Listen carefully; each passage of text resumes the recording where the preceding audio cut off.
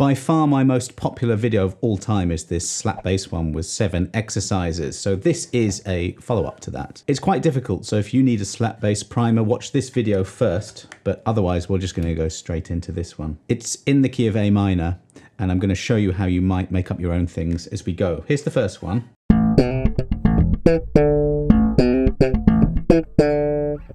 Okay, so the best way to do this is just to break up the bass line into beats, really, and just go for it that way. So we have an A, and then a hammer on between notes B to C. I'll often put my thumb over the top like this, just to mute the E string, which in this case I don't need. It's quite difficult to stop that open A.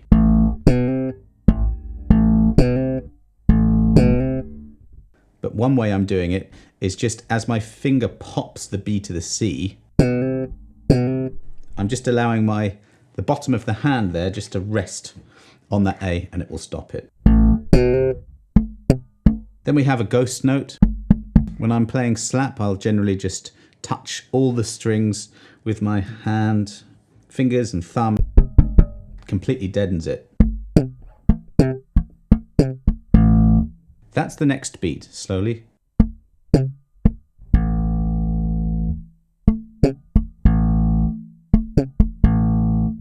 Then it's this. There are a few moments in this lesson where we'll be doing this move, where you slap, and then LH pat, that's left hand pat. As I'm a right-handed player, my left hand is my fretting hand, and I'm just bringing it down onto these strings, and you get that sound. That's what it is. Then you follow it up with a ghost note.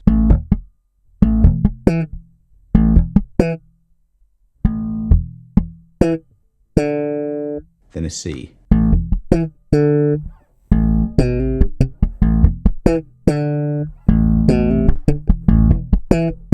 I don't mind if that open A, first one, rings out a bit, doesn't bother me too much.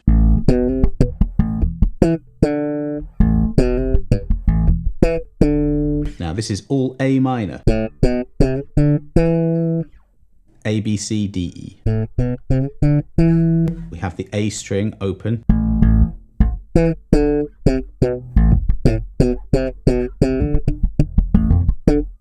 So when you're piecing this together, you might add your own thing in or make up your own lines. And that's what I'm doing here. It's just playing that scale up across one string. You can do hammer-ons, pull-offs, slides. With the A string, sounds really good. Next we have octaves.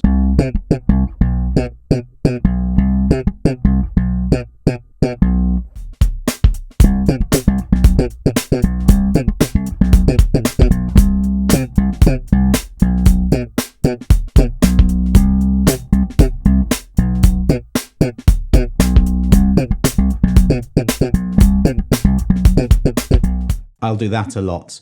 I will just play at the correct speed and then half the speed. And that I find really helps me slow things down, get the technique in order. So we've got first finger, little finger for the octaves, first on C. That's what we're doing here. Down a fret to B, keeping that same shape because it's all octaves. And all those high Bs on the 4th fret of the G are off the beat. So da, da, da, da.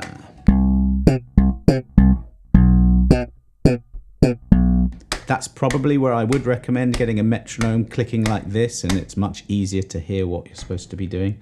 The second bar is the same.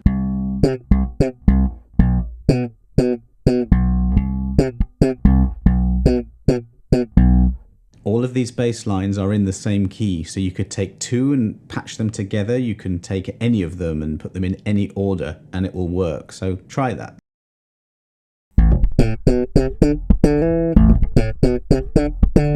Here's another one that you can clearly see we're going up that A natural minor scale. Very simply doing that. And there's that left hand pat again, just to remind you that's this. That's a really good move to get down. I find that slap is a series of tricks, really, interplay between the hands. And that is something I like to do a lot, where you just slap. There's that pat again. So it's the fretting hand creating a percussive sound. Then you've got the slap again. Then you've got the pop. You can do that over and over.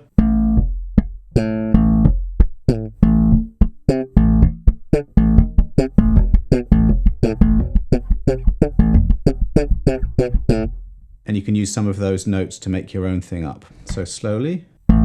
I'm using first, third and fourth fingers to play the A, B and C on the second, fourth and fifth frets.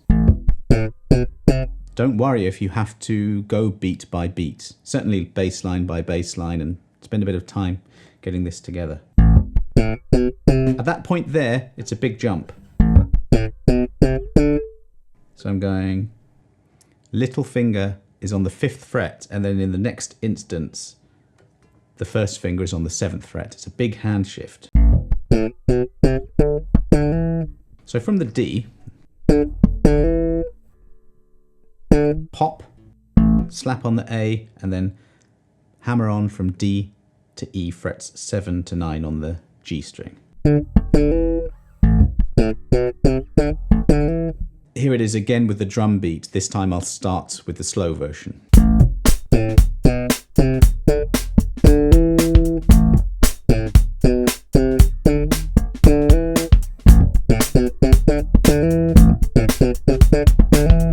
The real work for me comes when you slow it down. That's where you can make sure that all the mechanics are perfect. Or as perfect as can be.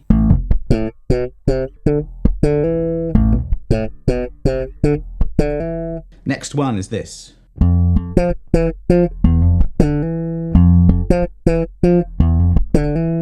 Now I just used this, I'm on an F here. In the key of A minor, the notes would be F, G, A, B, C, D, E, F.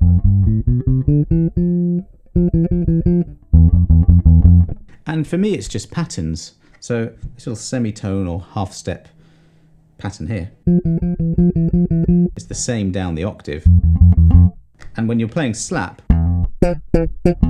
since you've got a thumb here on the A string and an index popping here, it makes string skipping really easy when you're doing that technique. And that's what I was just using, just a familiar to me pattern here.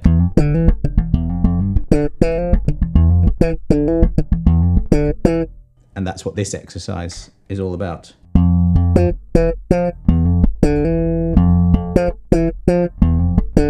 This is great because you're using all of the fingers, so second finger and then little finger, with the third finger joining in there. So that's a great little move, a great little stretch. That figure there, hammer on, followed by a ghost note, slapped. There's another pull off, or hammer on rather.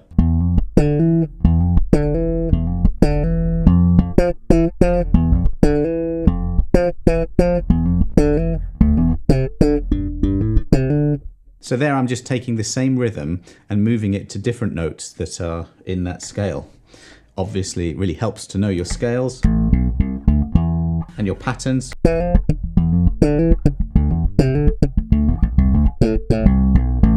All of those are just A natural minor notes, taking advantage of the string skipping aspect of slap technique. So hopefully that will give you some ideas to do your own thing. If you don't know your scales very well, check out my music theory course. I've got scales in all positions there. I'll put a link down below. Here's a classic kind of old school octave slap line.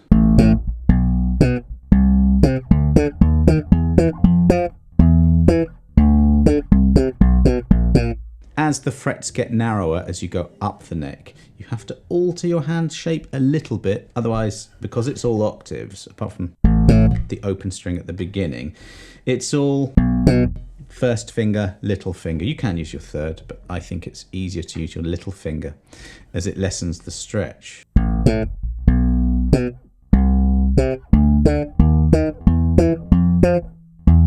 So just if you keep the shape, your fingers will already be where they need to be.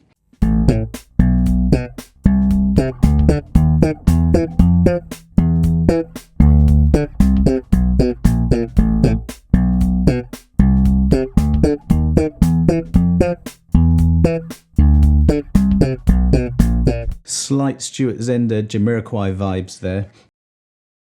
Here's one I absolutely love. We've got some hammer-ons here. So this little cell of notes here comes from a very familiar, hopefully, minor pentatonic shape. And it sits under the fingers very nicely because they're all on the same fret. 5 and 7 of the G, D, and A. So very slowly we have a hammer-on from C to D, frets 5 to 7 on the G string. I'll stick to fret numbers, it's probably a bit easier to explain that way. Then we got 5, 7 on the D string. So it's pop followed by slap. Now I'm using my little finger for the hammer-on. You can use your third, no problem. Okay, the next beat is this. C with a pop. I'm actually playing just by that first crease of the first finger to roll quickly down to that 5th fret of the D string.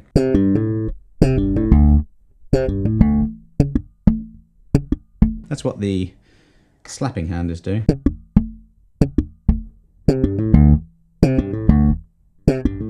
Then there's another hammer-on. Then another one. And then pop, slap. So I do stuff like this all the time. I love that when you have the same frets on adjacent strings.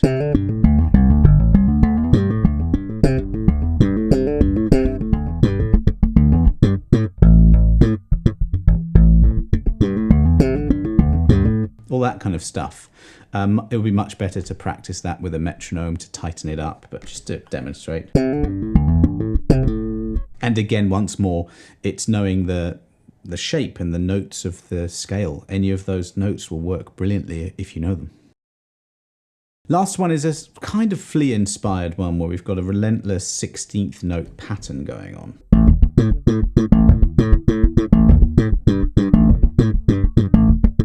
Technique-wise, it's thumb and pop all the way.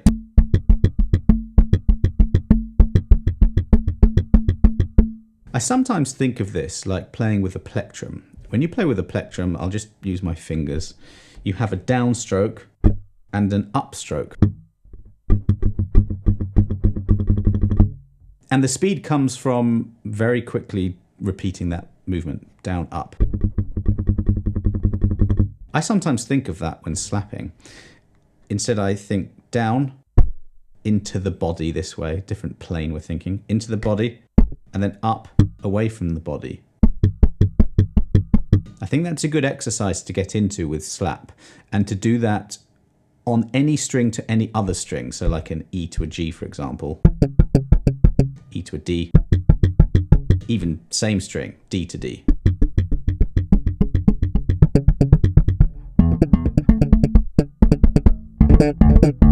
Lots of movements come from that. Lots of slap comes from that. And something the left hand's doing. So in this case, you've got that left hand pat again. So let's break it down. That's the first beat. We've done this before. It's especially important to get that first left hand pat to really make a noise without getting a note. You don't have to hit it too hard. These strings are Elite Players 45 to 105. With slap, I often like brand new strings, but I also like not changing strings. So these are quite worn in. This is a passive bass. I don't have any EQ. I'm going straight into Logic. You know, I could probably get a better slap sound with various new strings and maybe some EQ and stuff. But I'm not bothering with that. I'm just going with it like this. The action is fairly low, but not too low. So I find that works for me with this bass. See that thing again? My hand is just doing this, down, up, down, up, down, up. And it's just that over and over again. Although the second bar changes the A on the 7th fret to the G on the 5th fret of the D string.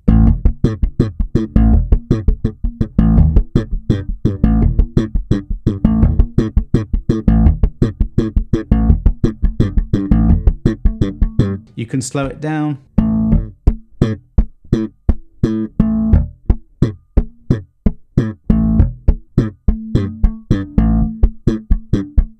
I'm trying to hold the strings with some fingers of this fretting hand in order to get some muting going, which with slap is really, really important. Once you get it, you can then speed it up.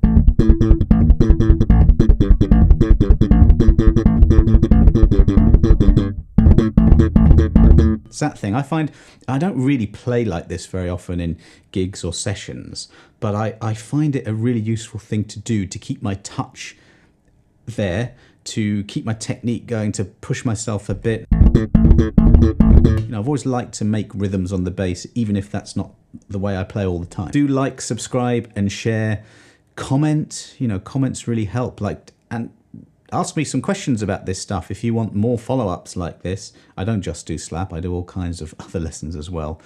But if you do want more of this kind of stuff, you just have to let me know and I'll do it. So I'll put the link below to the PDF and to the drum beat, and I hope you have fun with it. See you next time.